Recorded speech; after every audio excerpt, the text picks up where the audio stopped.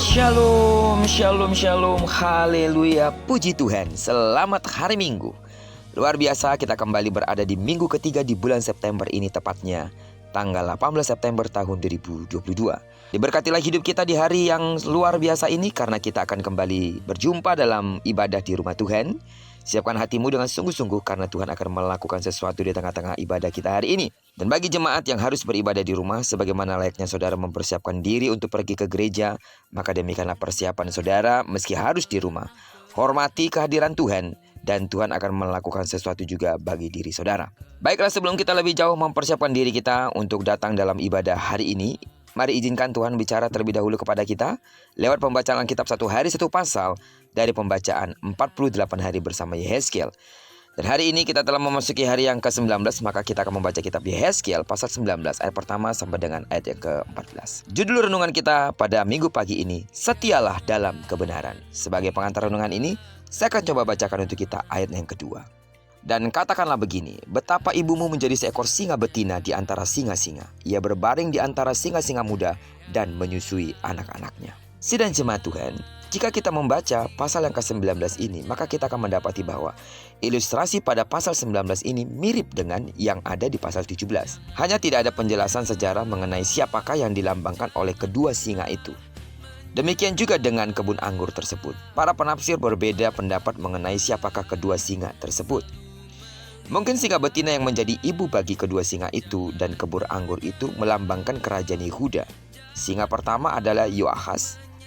Dan catatan mengenai pemerintahannya kita bisa baca di dalam kitab 2 Raja-Raja. Yoahas adalah seorang raja yang jahat. Tuhan menghukum Yoahas dengan menyerahkan dia ke tangan Firaun, yaitu Firaun Neko yang menawan dia ke Mesir.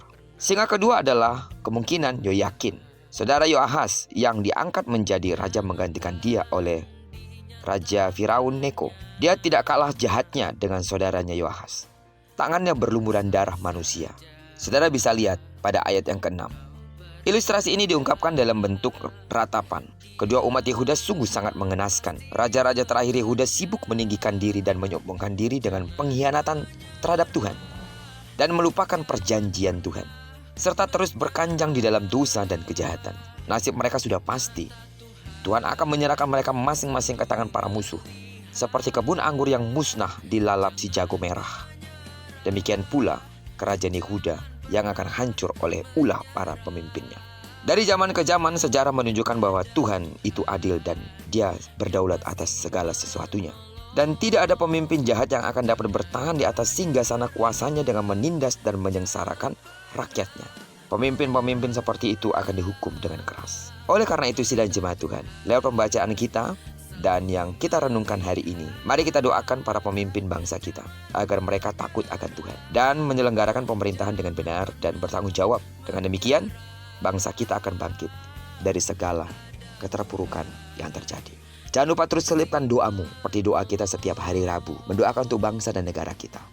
Berdoa terus untuk rencana pemilu pada tahun 2024. Politik mulai sedikit memanas dan ada isu-isu yang mungkin kita dengarkan mengenai pemerintahan kita. Yang patut kita lakukan adalah lakukan kewajiban kita sebagai warga negara. Berlakulah baik dalam bertetangga, dalam kehidupan keseharian kepada siapa saja. Jadilah teladan dalam segala hal dalam sikap hidup kita. Dan selebihnya kita berdoa untuk pemerintahan kita, supaya Bapak Presiden kita dengan seluruh jajarannya bisa menjalankan pemerintahan dengan baik. Terlebih kota Jakarta yang saat ini kepemimpinan Anies sudah selesai dan ada PLT yang akan digantikan atau yang akan menggantikan. Kita berdoa Jakarta tetap dalam kondisi aman, Jakarta tetap dalam kendali Tuhan. Dan terus kita berdoa jika ada pihak-pihak yang ingin merongrong atau mengambil keuntungan secara sepihak atas segala kekayaan bangsa ini. Atau mungkin ada orang-orang yang melakukan kecurangan demi kecurangan, KKN dan lain sebagainya. Tugas kita adalah berdoa, dan berdoa atas bangsa kita. Amin. Tanggung jawab kita adalah mari kita terus melakukan bagian kita sebagai orang-orang yang setia dalam melakukan kebenaran. Supaya kiranya itu bisa berdampak bagi orang-orang di sekitar kita. Dan tentunya jika itu bicara soal bangsa ini akan diberkati oleh Tuhan. Oleh karena kehadiran kita yang belajar untuk takut akan Tuhan. Diberkatilah kita. Kiranya perenungan kita pada pagi hari ini terus menyemangati kita untuk terus berdoa atas keberlangsungan kepemimpinan di negara kita. Berdoa terus supaya kiranya bangsa kita terus dalam pemeliharaan Tuhan. Dan tentunya seperti judul renungan hari ini, saudara kita semua setia dalam melakukan kebenaran. Diberkatilah kita sepanjang hari ini, terlebih ketika kita akan beribadah kepada Tuhan. Bawa persembahan terbaikmu kepada Tuhan. Buka hatimu nanti ketika akan mendengarkan firman Tuhan. Bawa pujian penyembahanmu yang terbaik.